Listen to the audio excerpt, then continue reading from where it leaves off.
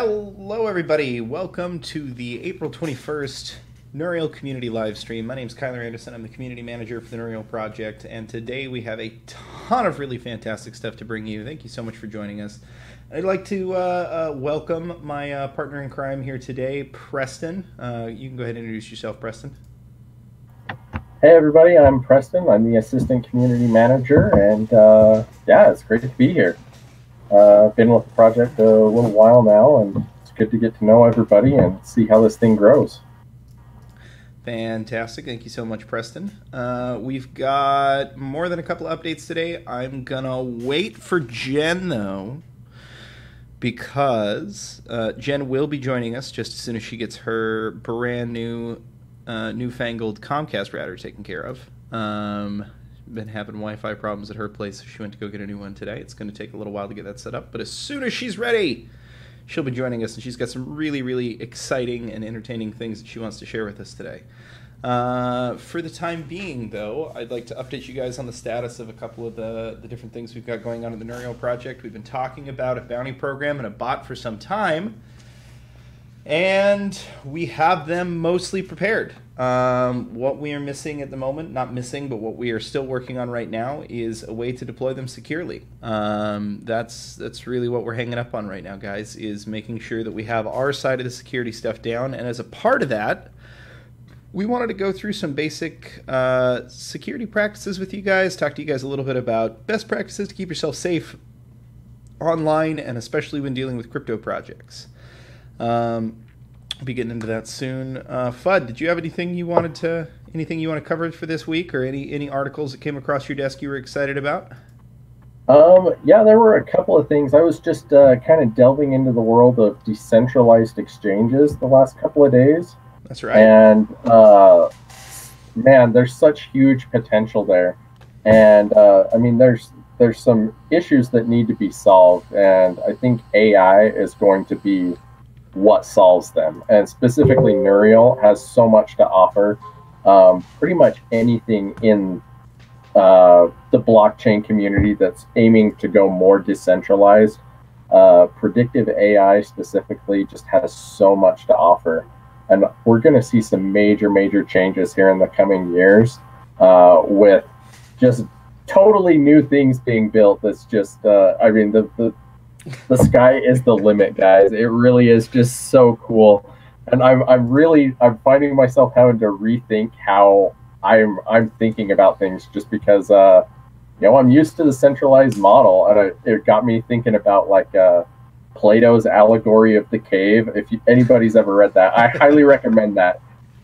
Seriously, go read that. If you read one thing in your life, go read that. But it talks about how those in ignorance don't even know how ignorant they are. And that's man, the world of cryptocurrency and blockchain, and now Neurial, it's just opening up a whole huge world of possibilities, and we have no idea how far it can go. It's just incredibly huge. Lighting a fire in your brain, right? Oh, yeah. I completely get it, and I concur, my friend. Two things I wanted to share with that I just found. It's funny that you would bring up Plato's allegory of the cave, because somebody just shared with me a really clever cartoon. I've always loved the allegory of the cave, and I think, I don't know, my first introduction to it was actually Hare Corey on a scout hike. Oh, yeah? Yeah, that's going back. Group, so, yeah. But what's funny about it is that just yesterday, a friend of mine shared a webcomic with me that was it was a drawing of Socrates, and it says, "How about we picture all those people who disagree with me as blind cave-dwelling people?" Oh, that's good. You should send that to me. I'll make that my background. That's so great. And the second thing, I'm just going to share my screen with you guys. This is just to kind of back up some of what he's saying there, and this isn't specifically Neurial targeted, but we're a part of the broader crypto community, and the blockchain community, I should say, and we really are, guys. People want to. I have often compared this to the internet. I haven't really used like internet bubble, but people have tried to compare this to the early era of the internet and the .com bubble. And every time a drop happens, people seem to think that that's similar to the .com bubble drop. And I just want to share this really simple, easy graphic with you. The red line represents market cap in market cap for internet companies and internet-based businesses during the dot-com bubble, and then it shows a matchup of what crypto is right now and has been historically. So here, check this out. A window. Let's go right here. There you go. This way Preston should be able to see it too. Oh my gosh, for the first time ever. I know. I'm learning. So yeah, guys, if this matches up precisely with the dot-com bubble, we're right here. Oh my gosh. Oh my gosh. I saw a really similar chart the other day, and it showed like different technologies throughout the 20th century and when they were adopted and their adoption rate. And guys, we're at like the 3 to 5% adoption rate level. Like normally, like let's just say cell phones, they were introduced in the late 80s and 90s, and they kind of like had 1 or 2% of the population using them. And then late 90s, early 2000s, it just skyrocketed in 3 or 4 years. And it was almost 100% adoption level across the entire population of the United States. Yep. And it went through all these different technologies. They followed the same curve. We're just at that little uptick. We're at like 3 to 5% there. Yeah, no. If this were cell phone technology, and we're comparing it to cell phone technology, it would be pretty fair to say. I mean, I remember my grandpa had a phone installed in his dash, and that was like the dashboard of his truck, and that was like one of the very first embodiments of that. And so we just left like in a vehicle / in a briefcase. And we've been in brick cell phones for a little while, and we're about to move to our first Nokia style stuff. Yep. That's kind of where we're at. Well, that's a really good comparison, because there really is like some advancements being made, and we kind of know where we want to end up a little bit. We've got some idea of what the technology is capable of, but then come along smartphones, and it just totally changes the game. Nope, I completely agree with you. We've been joined by our fearless leader, Jen Grayson. Hi, Jen. How you doing? Hi, Jen. She'll be back with us here in a minute, I'm sure. Sorry. It's too many buttons to push once I mute it. Like, I can't ever get it back on. Hello, everyone. Yes, fantastic to be here. Sorry I'm running late because technology is awesome, and I have a new router. So I will be running at high speeds now going forward. So good to be here. As Kyler said, I get to bring the business side into Nereal and bring the thunder. Yes. So that's me. All right, everybody. So again, this is Jen Grayson, our CEO. She's probably going to have, or she is going to have some updates for us here in a minute, but let's, I don't know, Jen, why don't we do that first? Let's get the updates knocked out of the way if you want to. Okay. Or Preston and I can keep yammering about the exciting potential of blockchain technologies. Yes, that's very exciting. So a couple of updates that we have that we've been working on pretty diligently. A couple that we still are finalizing, but that we'll get to share a little bit later as we go. But the big ones that we can announce right now are a couple of our newest strategic partnerships. We had a company contact me from India that's called Bolt, and they have a Fitbit and have been in, they've been a traditional just so that lawyers don't backflip, a Fitbit-like device. Yes, yes, a Fitbit-like device, yes. And they have about 500,000 users in India right now and are currently adding blockchain technology. So we've had a pretty extensive discussion about how Nereal can help what they're already doing, can give their users some additional feedback on the live data that's coming in. And so we have that as our first strategic partnership. And are really excited about that one. We'll have more details as that kind of comes out. They are in the process of getting their token sale done, so kind of in the same stage we are. So lots going on with them. Additionally, we have IAGON, which Kyler and I got to talk to this week, and we're really excited about that partnership. They're another AI blockchain project, and the more of those that we can align and unify, I really think we're going to see the AI blockchain space take off quite a bit. So we're really excited about that one. We're going to put some formal press releases out for both of those. I'm also on the board of a blockchain academy in India, and so that one is pretty exciting. We're going to see some more things come out of that.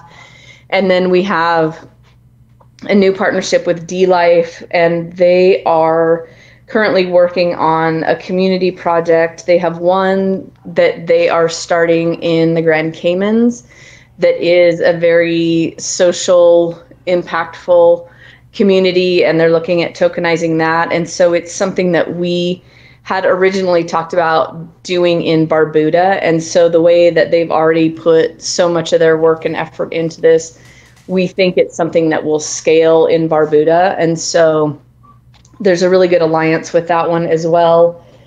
And then we have a couple more that we're going to keep talking about. I also have a client, our first client for the PB&J side, the for-profit side. They have 1,000 restaurants, and we are looking at bringing them on as a very advanced use case over the course of the next couple of months. So they have live data right now that they're using in the restaurants.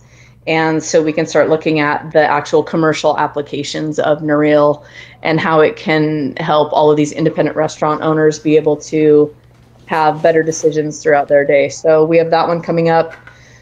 Kyler, what am I forgetting? Is that all of them that we can announce right now? That's all of them we can announce at the moment. But you guys need to keep your eyes peeled onto our channel because we have a ton more of these that we are coming out with. We just...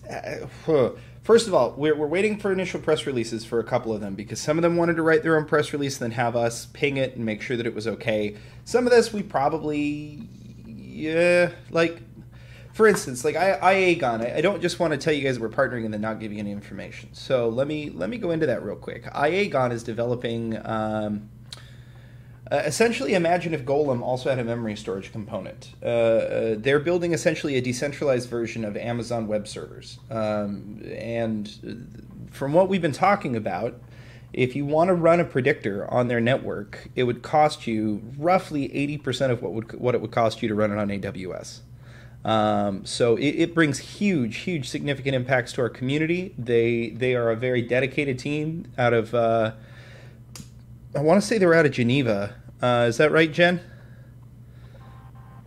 I think that's right, but I can't remember. Yeah, we might have to. They're in the middle of their token sale right now. They've been very successful. They've been pretty supportive of us, and we very much appreciate that. We love that they have a very similar approach to what we have, and that is that we're not competing with anybody else in the space. We're all bringing each other forward, especially the AI blockchain projects. Many of them can work with each other in a lot of different ways. Oh, actually, there is one that we're missing. Autonio is a really interesting partnership that we're talking through right now. We need to decide how exactly we're going to partner, but there's a lot of different pieces that fit together. But essentially, we talk about launching a trading bot, guys, and because it's our first MVP, but I want to make sure that we're very clear about this. We're just doing predictions. We might also, on top of that, set up a bot that people who are community members can use. That sounds likely, but the bot itself, the thing actually doing the buying and selling and trading, that's not Nereal. That's another piece of software that's using output from Nereal in order to make those decisions, right? What Nereal's doing is just putting out a predictive data stream, a forecast data stream. So what Autonio is it's a competitive marketplace for the actual decision-making portion of this.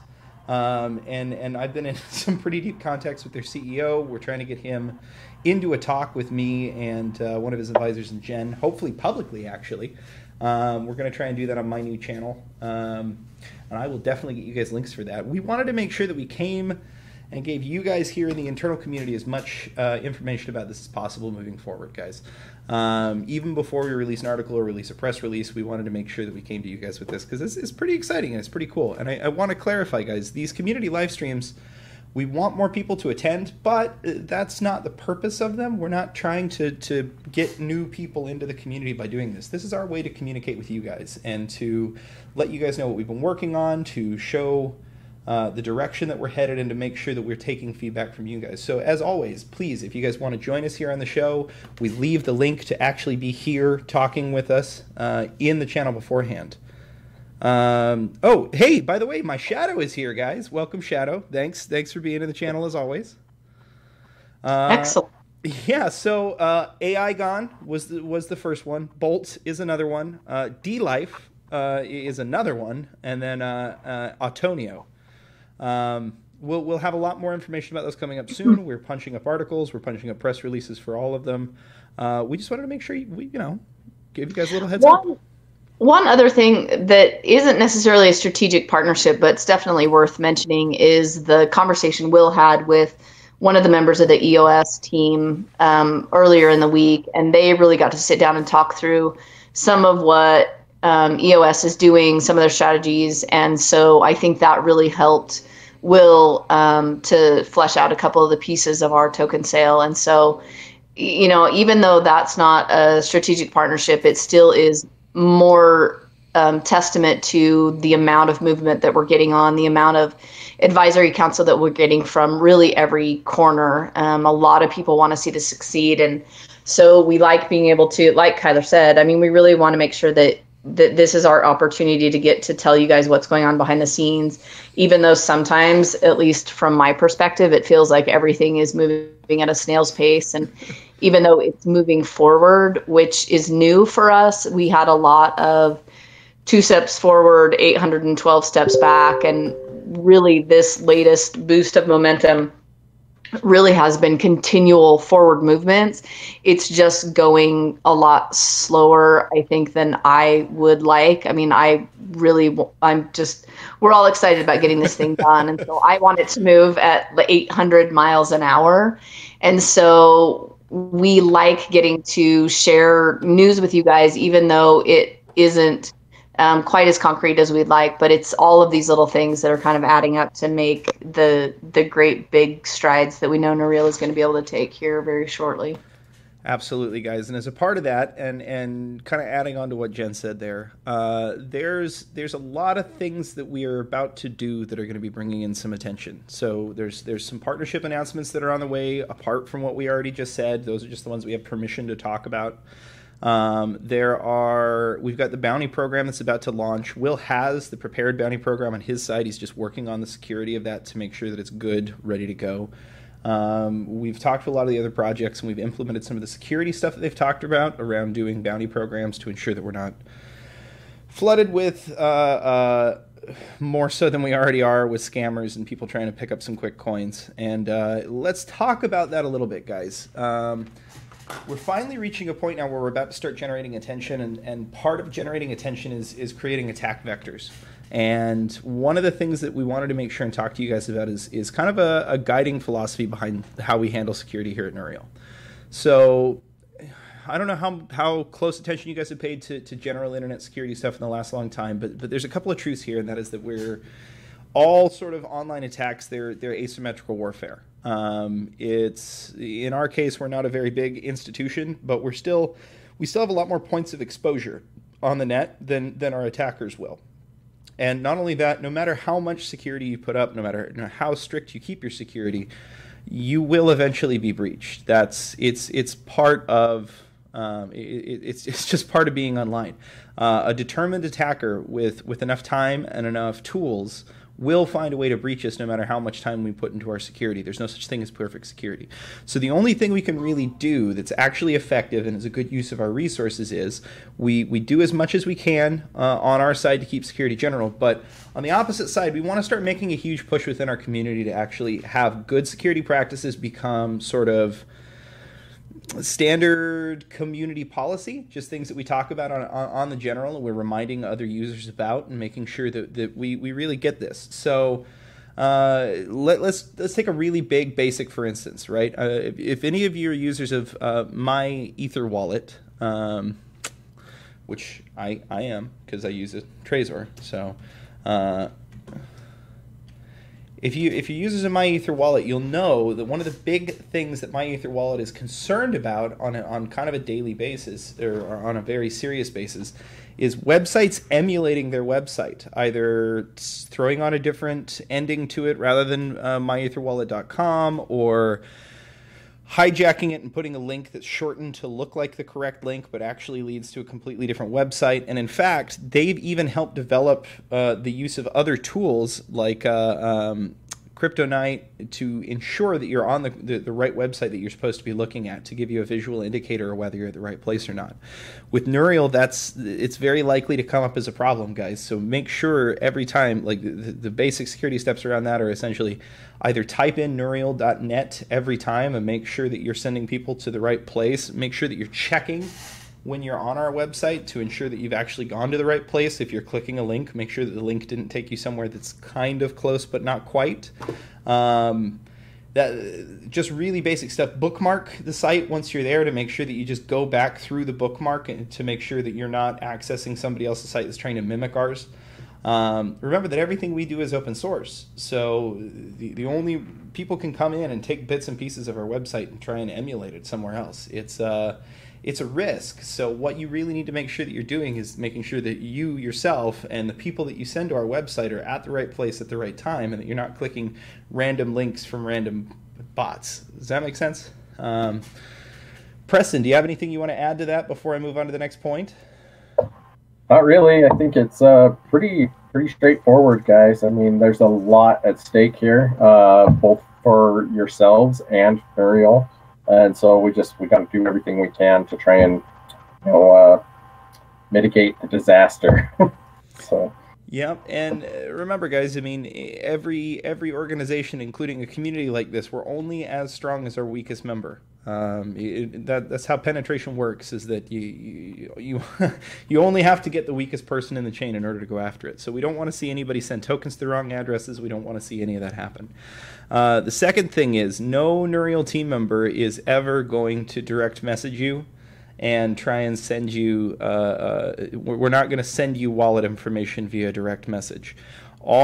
Anytime that we're talking about like a wallet where you can send tokens to us or the smart contract wallet address, that's going to be on our actual main, it's going to be on our official website, and it's potentially, probably not, but maybe we'll drop it as an official post in the Telegram that says admin above it. Probably not, but that's a very outside possibility if somebody somehow attacked us and we had to get the right address back out.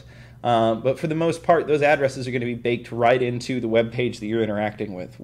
So if somebody that looks like us or is acting like us messages you on Telegram and is trying to send you an address to send tokens to, double check, guys. So let's talk about another factor that's been happening.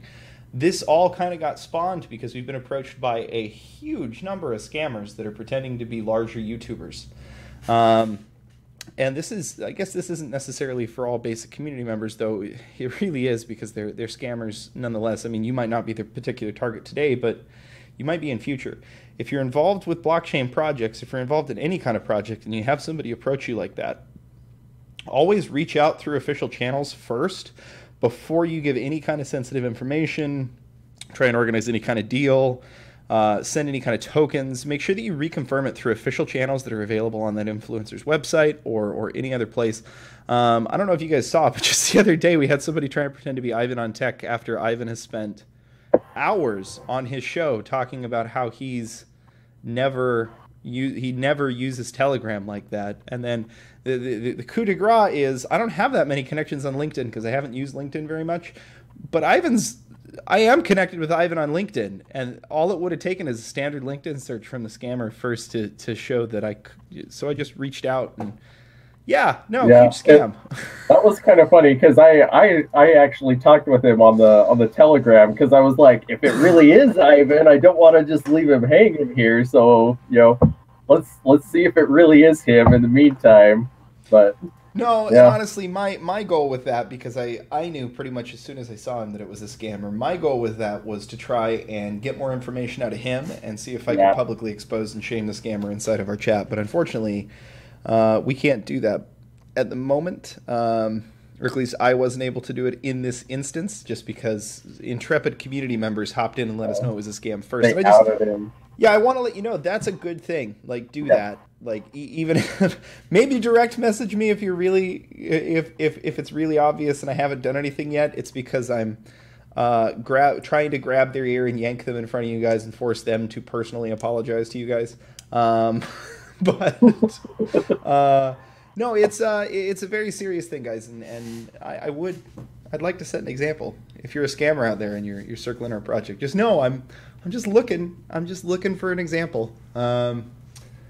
So moving on from that, guys, basic phishing email scams. I know that we've got an email list that's going around. It's very possible that somebody could breach some of the tools that we're using in order to gather email addresses. We're doing a lot around security, but like I said before, no matter how much you do, a dedicated attacker with enough time and enough incentive is going to get in there. And so we've got these email addresses. We're doing everything we can to secure them, and we'll let you know if ever we detect a breach. But somebody could get into those email addresses and they could try and send you an email from an email address that looks similar to us. I'll give you an example, actually. We just got contacted by somebody using a Proton Mail email account pretending to be from an investment firm, wanting a bunch of information that we might maybe give to like a really large investor. We're very open about most of our information, but we don't necessarily put it all, like, it's all up and it's available for you guys to look at if you want, but it's not, some things kind of end up hiding in plain sight, if you catch my drift. Like, it's there for you to look at and nobody tends to look at it. Like where we've spent, like, you guys can actually get on and see where we've spent every dime, who it's been paid to, how much we've paid ourselves, all that's available. And he started asking questions that might make some other people uncomfortable, like that. Turns out, after contacting the firm that he claims to represent, he has absolutely nothing to do with them, and he was just using a email address that was one letter off from what they are, their official person who goes around looking to invest in projects. So especially emails from us, that can be very dangerous because they can insert any links they want in there, and they can make the link look like the correct link inside the email, but when you click it, it'll take you to a different web address that's not at all associated. You guys know standard practices around cookies, I hope. There's also, this is something that I actually talked to Jen about. Maybe Jen can give a little testimonial. I don't mean to advertise a product on here, but if you guys aren't using a password manager, it's part of best practices. Humans are really bad with passwords. If it's a password you can memorize, it's definitely a password somebody's going to be able to guess pretty easily. And so what you really want is random strings of numbers and letters, because they're much harder to hack at. You can't... See, when you're penetration testing, if you're trying to do password searches, one of the easiest things to do is make it so that it enters passwords automatically. And then what you can do is pull standard dictionary, just big lists of all kinds of different words, and then have it run through all those time after time after time, okay? But if you're, because that's what humans remember, right? And then it'll do little things, you know, the 2 exclamation points in front of your password makes it super secure, and then adding the 42 at the end, because that's definitely going to keep people away. No, all that's pretty easy to guess, and so they just have it do these things until they find the right one. That's one way to go about password hacking. You can also hack the encryption. But apart from all this, guys, if you use a password manager, you remember one password. It guides you to help make it really complex and really secure. It encrypts all of your password information, keeps it locally, and then autofills on websites for you. And it even has a feature where you can click a button for the website and it'll go through and automatically change your password for you, provided the website doesn't have a bot CAPTCHA that prevents bots from interacting with your web page. But it generates super secure passwords. It remembers them for you. You just have to remember the one. We finally got Jen switched over. Jen, how easy was it? Okay, I just want to say this has been a complete lifesaver for me, for everything from Facebook to bank accounts to all of the crypto websites we use. It's easy. It's secure. I love it. For me, it's been absolutely fantastic. And it's called LastPass. And it's been phenomenal to use. We've obviously, like Heather said, I mean, we've upgraded security pretty heavily around here, and so having something like that can really generate these super strong secure passwords has been a really big deal, and it's been easy, and especially for somebody like me who is the least technical human on the team, it's been fantastic and easy, and is passing, security around here. So I would highly recommend it. All right, there you have it. We really need to do a podcast so that we can use that as a commercial for it, then get a sponsorship from LastPass. Yay! Yeah. This podcast is not currently sponsored by LastPass, but I hope you're listening. Maybe. Anyhow, guys, let's go ahead and ask. I've asked around. I've had a. Let's talk about wallet security real quick, guys. So I know that most of you are probably old hands in the crypto community, but I assume that when we get into the bounty program and stuff, people are going to come back and start watching some of these. Let's talk about what you're doing as far as wallets go. So I'm going to give you a bit of advice that somebody gave to me right around the time that hardware wallets came out and were finally tested and shown to be secure, or at least more secure than other methods. And that was that, a hardware wallet is $75, and if you've got over $100 in crypto, then it's a good investment. Just flat out, just get it. Like, don't wait until you've got a couple $1,000s. Don't wait until you're really rolling the stacks, because you never know how much those coins are going to be worth long term. And if you get something like this, it takes the entire hassle out of having to remember where your wallet file was and all this other kind of stuff. But here's another thing you need to remember, guys, and that is never, ever, ever, like MyEtherWallet. It's a great website to be able to use, but unfortunately, if you generate your keys through their site and you use their little JSON file thing, there are ways of reproducing that key eventually, given enough time and intensity over given enough time, enough incentive. That's what I was trying to mean to say. There are ways to be able to reconstruct those seeds. The other thing about it is never, ever, ever leave that JSON file. If you're not able to afford one of these right now, if you're just putting just a tiny amount into Nuriel and you don't plan on going as far as getting one of these, which again, just do it. Just it's $70. Just buy it. And don't get it through Amazon either. Get it directly from Ledger. Never ever pick those up from a second source. I was a hardware guy. The amount of time, the amount of effort it takes to get into one of these and switch out chips and make it is not a huge amount of effort if somebody's trained to be able to do that. It's very easy, and that means that they can switch out their own firmware, anything they want onto these things. Don't screw with the secondhand ones. Only get it directly from Ledger. But if your JSON file is ever attached to the internet anywhere, one of the most tragic hacking stories I heard is that a kid stored his JSON file. It was moving wallets, actually. He was moving a wallet from one computer to another. He put his JSON file into an email, emailed it to himself, and then even deleted the email. But a hacker ended up getting into the account and then looked through the deleted emails, because they don't actually go until the server side actually deletes them. So looked through his emails that were scheduled for deletion and then found the JSON file in there and emptied 300 Ethereum. Which today would be, that's today. You wait till a couple years from now when that is just an ungodly, unbelievable amount of money. I've been in the scene since 2012. I've heard stories, everything from people losing old hard drives and losing 50,000 Bitcoin. I've heard all kinds of horrific stories. Guys, get a Ledger.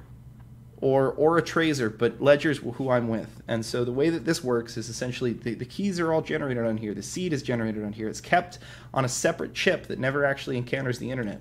The only thing that comes through in and out of this thing is authorization codes to and from my MyEtherWallet in order to allow me to send it. And if somebody tries to send from my let's say that somebody does get the keys, they can't even use it to send unless they actually have my PIN. You have to have your PIN to unlock the device, and then you have to enter your PIN one more time before you actually send it. And it gives you a couple of really interesting opportunities. These aren't perfectly secure either. 8 lines of Python on your computer will actually insert a code that you can type whatever address you want to send to, but that 8 lines of Python will change it by the time it gets to your Nano into whatever address the hacker wants it to be. So probably one of their addresses before it hits a mixing service, okay? So one of the other things you have to do, you can't just use these and be scot-free. You have to check every single one of your transactions that you're about to send out before you hit the confirm button and re-enter your PIN and then send it out. It flashes the address on your screen. You have to make sure that the address is roughly that it's the same. Like check the first couple of digits, check the last several digits, make sure that it all lines up before you hit send. But yeah, guys, if you're not on a hardware wallet, I recommend getting on one. Most methods, Andre Antonopoulos will go on about this. If you guys want to watch his videos, he's definitely the better person to explain it. But most methods of creating paper wallets and cold storage wallets aren't nearly as secure as just spending the $70 and getting a device. Well, I think they're like $90 now or $100 or something. I just bought mine 2 months ago and it was $70. Oh, really? I just got one like a couple of weeks ago and it was like 90. Huh, let me check this. Oh, you know what? That's because I'm thinking in pounds. It's like 70 pounds. Oh, yeah. So, That's one of those. Still well worth it, guys. Definitely get one because, well, he made the point earlier. I mean, even if you're putting $100 in it now, who knows what that's going to be worth? You know, treat that $100 as if it's going to be worth $1 million in a few years, because it very well could be. Well said. Well said, guys. Jen, is there anything you want to add on wallet security or any other things I've talked about? We're reaching not the end of the segment, but just a segment for community members. If you have anything to say, write it in the chat, and I'm going to let Jen speak. I think the only thing that I would add, because this was a dilemma for Will and I when we were talking through wallets, was for me, having a piece of hardware wasn't necessarily the best solution. And so what we came up with was, for me to have a piece of hardware, we would create a backup of that so that I would have 2 hardware wallets. And so there are always, it doesn't matter what kind of a user you are, there are always ways to be as secure as possible. I think the biggest thing is not making it more difficult. Use the kind of person you are and the way you are about security and find solutions that work for you. We've created generations where, and again, a lot of people that are in the crypto community understand how important passwords are and that there is no reset button but for a lot of the new users, and as you're mentoring people and getting people involved in the crypto community, I think it's really critical that we teach them, education is a really big component of the adoption of this, and that there is no forgot password. And so it really is, how do we train up kind of this new wave of people that is coming into crypto and, look through the way they're already using their passwords and help them create better scenarios. But this is kind of the old developer idea of, well, they should know how to do it and they wouldn't have gotten into trouble. Well, that's true. And we also get to find ways that work for people, because we don't want to set them up for disaster because we're making them take on something that's way too steep of a learning curve. And so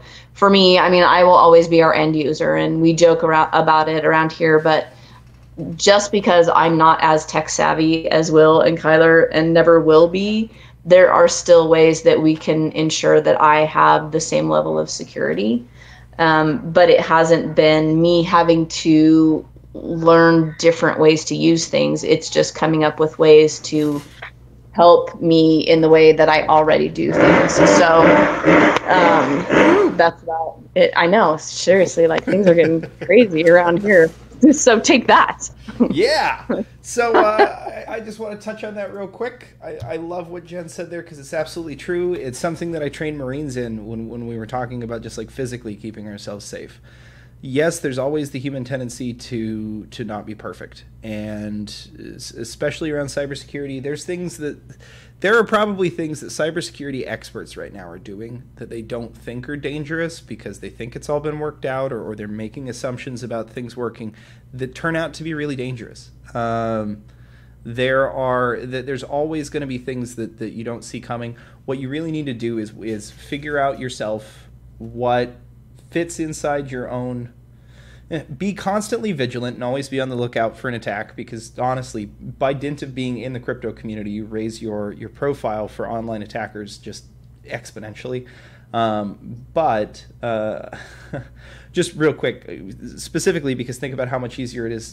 Think about these IRS tax scammers and the amount of effort and time and length they have to put into pretending to be an IRS tax scammer, and then they have to find a way to be able to get payments from people without it being reversible or traceable. And so they end up trying to convince people to send them Apple gift cards and stuff like that. So if they target you, they know immediately that they can just have you send crypto. Because you're involved in the community, you've probably got it, and if you don't, you know how to get it and you know how to send it, and that's an untraceable, unreversible transaction. So from their perspective, that automatically raises your value as a target. Okay, and that means that you're much more likely to see stuff like spear phishing. But you need to be vigilant, and you need to work out some security measures that work for you. So let's talk about one more thing, guys, and this is kind of the newest frontier and not really carved out as to what the best practices are. And this is SIM hacking, specifically SIM swapping. So the biggest attack vector that we've seen for these high profile targets recently has been to go out and find their cell phone, figure out what their cell phone number is, figure out who the carrier is, which is really easy, simple work, and then using social engineering, which is quite often the easiest kind of breach, they have the company issue them a SIM card by pretending to be the individual. And, something's wrong with my SIM, I want to switch it to a new phone, blah, blah, blah. And a lot of times companies like T-Mobile, Sprint, AT&T, they'll just hand over a brand new SIM to that person. And so now that person literally has your phone.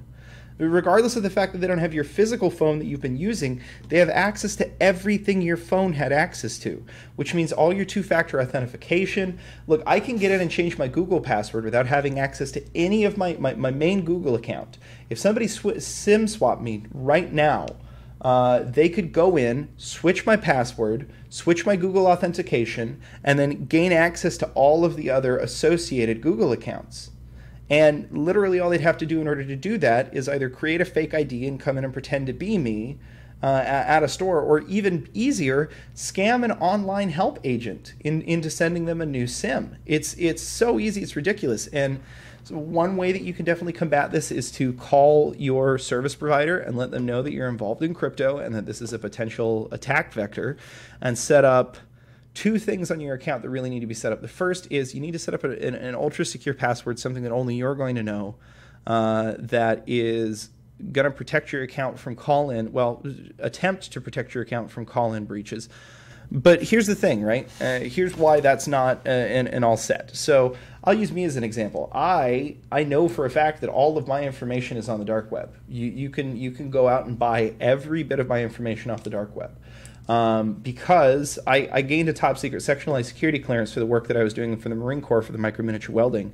And 2013, it was revealed that all of my information, my biometrics, my social security data, everything about me, including the FBI's background check files that they did when they went and interviewed my therapist when I was a kid, all of that information got stolen and then begun circulating on the dark market. So me and just about everybody else who came on and got a sectionalized security clearance during that time period, we got offered 1 year of identity protection as a hey, sorry, this happened to you sort of thing. So right now, somebody could go on the dark web, you probably too, by the way, depending on your information, the U.S. government, multiple other agencies, your social security number could be floating around. There's all kinds of things that could be out there. And especially your social with these companies. If I forgot my online or my call-in password and I needed something taken care of, what do they ask for in order to change that password again for you? They ask for your social, and then they ask you a couple of questions that are associated with your account, stuff that a hacker could very easily pick up through different dark market websites, okay? So you need to figure out with your companies. First of all, these companies need to figure out better security measures. Period, because they're a huge weak link in the chain. But in the meantime, you need to figure out a way to just be like, hey, look, this is my password. We need to figure out a protocol to where you guys don't change it without like directly trying to contact me through my phone first or something. Like send me like set up two-factor authentication there, I suppose, because that'll try and prevent the hacker from having it. But here's the second part of this, guys. If you use two-factor authentication on your other accounts, if they do a SIM swap, they can get access to every one of those accounts that had two-factor authentication. All they have to, like right now, if I forgot my Google password, if I wasn't using LastPass and I wanted to change my Google password, what's one of the options? Send me a text message. You send a text message to your phone with a little code in it, and then it says, oh, okay, well, that's obviously you. Let's change your password. That's it. So if they SIM swap you and they've got your phone, it's as easy as logging into Google, checking into the account, pressing reset my password, getting the text message to the new phone that they just put your SIM card in, and then they're in. And any old information that you had on there now belongs to the hackers. Not only that, but then they can set up a bunch of different very sophisticated stuff like cookie minting, which would allow them to essentially have their web browser continuously stay checked in as you, regardless of if you change your password or not. And that, like, there's a lot of ways to go about this. So the other thing you're going to want to do with your phone provider, and this is something that most high-level people in crypto have done at this point, is make it so that if somebody does physically show up at a location requesting help for your device, require them to present two forms of ID, because it makes it harder. But I hate to end it this way, but we're getting really close to the end, and honestly, it leads me up to the biggest point about security, which is at the end of the day, you just have to do your best. You have to understand that a breach will someday come, whether it's Nouriel getting breached or whether it's another company that you're associated with. Breaches are inevitable. It's the response to the breach that matters. And so you need to set yourself up in a good position to where you're not an easy target and you're able to deal with it when it does happen and able to try and make a recovery. Does anybody have anything to add onto that doom and gloom pronouncement that I just made before we wrap things up? I think we could solve it with public logging, actually, for anybody that gets contacted. Oh, hey, boss, you're breaking up pretty hard. Oh, we should bring back public logging. You know. Yeah, I'm getting like every couple seconds I can kind of understand a bit of what you're saying. Never mind. No, it's important. We've got a few minutes. Why don't you drop out of the call and then join back up real quick and see if that fixes the audio issue. While we wait for him, I'm going to check the chat and see if anybody said anything. Devin Long says, hello, when you begin the coin sale, will you be incorporating any minimums, maximums for purchase? Also, will purchases be made in BTC, ETH, or USD? That's a fantastic question, Devin. Let me get into this. It's going to be an ERC20. So I'm going to talk about what... In order to kind of address the answer to your question actually answers something else that I've been wanting to get out, and that is that what we are offering, what we're actually selling, the coin that we're selling right now, guys, it's not a utility token. Like it doesn't pass the utility token by any metric, any standard that utility tokens are judged by, because the token that we're issuing right now is not usable on our testnet. And the reason that it can't be usable on the testnet is because the testnet itself won't be fully secure. We're not sure that it's going to operate entirely optimally, and we don't want you guys throwing your money away on it until we know that it works the way it's supposed to work. Does that make sense? And we know that your personal data isn't going to get exposed. That's why we do a testnet. So it's going to be in Ethereum because we're developing the coin that we're using to raise funds in order to move on to the next stage of the project and to start applying some of these scaling solutions. That is going to be Ethereum only for the buy-in. The minimum, there is going to be a very small minimum, and the reason is that we have to do a KYC process. So we're looking at essentially making the minimum whatever the KYC fee is. And Jen, do you have any clarification for us about how much that might be? Yeah, it's pretty minimal. From what we've learned, like it's seriously like $5 USD. So Cool. So roughly about $5 is going to be the minimum for the token generation event, and specifically we're writing it in such a way that even those really small purchases, they're going to be able to participate. We've written a contract that makes it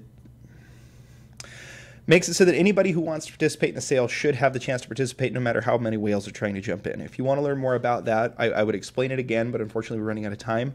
You should go watch last week's community live stream. I talk about the maximum distribution protocol, which explains how those really small orders will be able to push through. Let me read this one more time and make sure. Any minimums, maximums. There's not a maximum.